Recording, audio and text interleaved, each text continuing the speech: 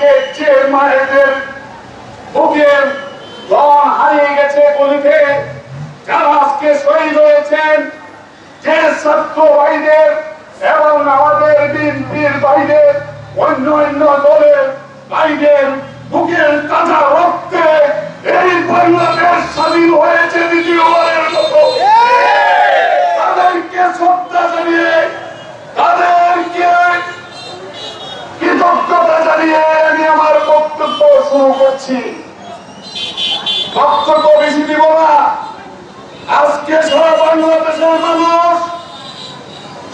বাংলাদেশের মানুষ পরিবর্তনের জন্য লড়াই করে অপেক্ষা করছে,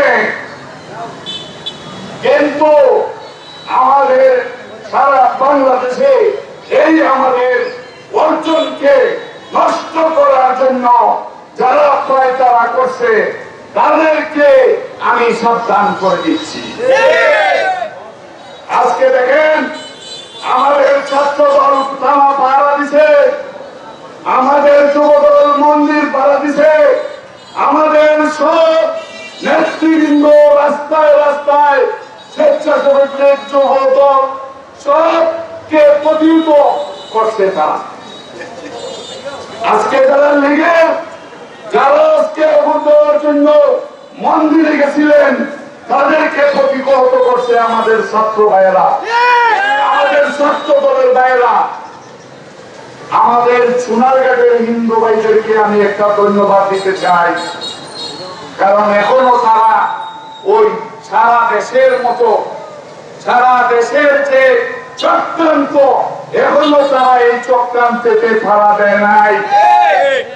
কিন্তু বাগানের কে নিপন চক্রবর্তী, নিপন পাল, সে দেখলাম যে এখানে আমাদের এখানে একটা মন্দির ভাঙছে, কেউ একটা বাড়িঘর লোক পারছে, তাহলে কেন তোমরা এই সোনারঘাটকে অশান্ত করার জন্য বাগানের শ্রমিক ভাইদেরকে উত্তেজিত করো?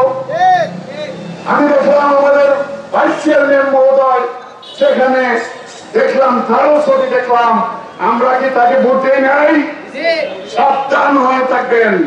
সোনারঘাট সম্প্রীতির জায়গা।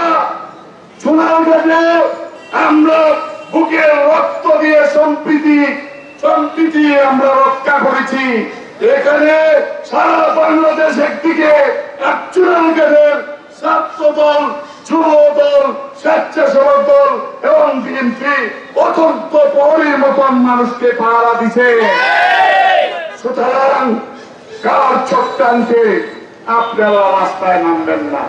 7 দিন হয়ে নাই, হাজার হাজার মানুষের রক্তের সুখ দেয় নাই, ঘরে ঘরে মাতম দুর্নীতিবাজরা ধরা পড়ছে, আর তারা পয়তারা বল করে সব জিনিসে নামতায়। অনেক দুঃখ আছে, অনেক ছেলেদেরকে বিনা কারণে জেলে রাখছ, অনেক ছেলেদেরকে জেলে রাখছ, এখন নামতে গেলে পয়সা নাইম। আমরা কাউকে আটকাইতে পারতাম না। একজন 7-8টা মামলা দিছ, সাধারণ একটা পুরস্কার শেয়ার জন্য 18 জন ছেলেকে সিলেটের কারাগারে রাখছ, ভুলে যেও না। আমরা কিন্তু অত্যন্ত প্রহরীর মতন আছি, সাবধান হয়ে যাও। আমরা কাউকে কারোর বিরুদ্ধে আমরা প্রতিশোধ নিব না। কেমন কি বলেন? আমরা প্রতিশোধ বলেন না, কিন্তু এজেন্ডা বাস্তবায়নের জন্য মাঠে নামে কাউকে ছাড়া হবে না।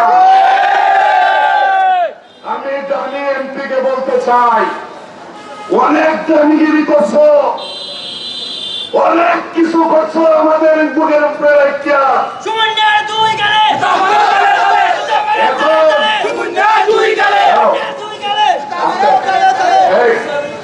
অনেক কিছু করছো ছাত্র জনতার বিরুদ্ধে। সোনারঘাটের মানুষ ভবিষ্যতে সাবধান হয়ে সোনারঘাটবাসীর কাছে পাবা চান, সারা বাংলাদেশের মানুষের কাছে ক্ষমা দাও, তাইলে সোনারঘাটে তোমার স্থান কোনদিনও হবে না। ওর কথা না, আমরা নিজেদের মধ্যে নিজেরা আমাদের রক্ত টকবক করতেছে, আমরা সহ্য করতেছি, আর সহ্য হবে না। একজন ভুয়া মুক্তিযোদ্ধা, আমার ছেলেরা, আমার নিজের ছিল সমন্বয়কারী হিসাবে স্বাস্থ্যগঞ্জে আসছিল। স্বাস্থ্যগঞ্জ সবাই সোনারগাঁ থেকে এই ভুয়া মুক্তিযোদ্ধা এখানে আমাদের সন্তান থেকে পিটাইছে। আমরা ভুলি নাই, আমরা ভুলি নাই। এই লুটপাট করছে, এই মুক্তিযুদ্ধকে দেখাইছে 100 জনের উপরে আর্মি ভাইদেরকে দেখা দাও, দেখতে দাও। শত মানুষকে বুয়া মুক্তিযোদ্ধা ছেড়ে টাকা দিচ্ছে। আমরা তার বিচার চাই, আমরা এইটার বিচার চাই। আপনারা চান না? আমরা এই ভুয়া যারা বাধা খায় তাদের বিচার আমরা চাই। সবাইকে ধন্যবাদ। কালকে যারা আছেন